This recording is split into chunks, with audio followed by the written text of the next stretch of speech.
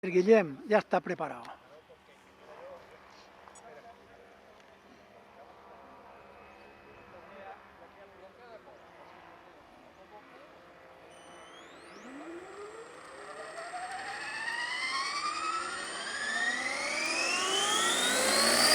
Bien.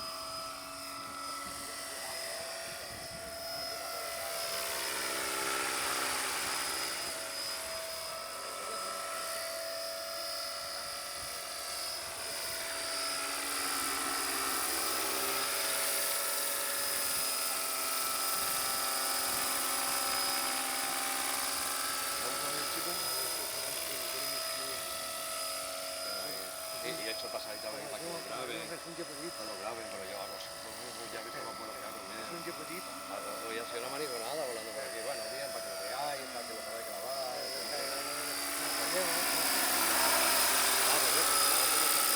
Cada tiempo vacacional, cualquier cosa, si alguna vez te lo da un poco la olla. ¿Lo has visto cómo lo he llevado debajo allí y luego ahí? Sí, yo pensaba que te iba con los matorrales. Ahí tal, y se ve el rebufo. Digo, que sale entera nada. Va a tirar. Hostia, tío, he visto el avión aquí, parecía que estaba haciendo un invertido.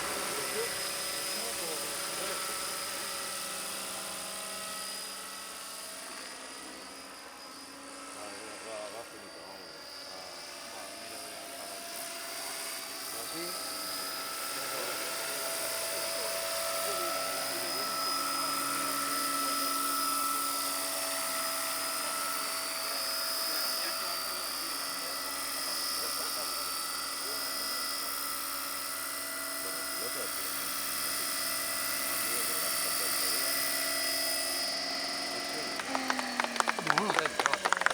señor. Ahora ya lo pedirían, ¿no? Dice que bien vuela ese helicóptero. Oye, fantástico, ¿eh? Enhorabuena. Qué bien vuela ese Pilotos, podéis salir.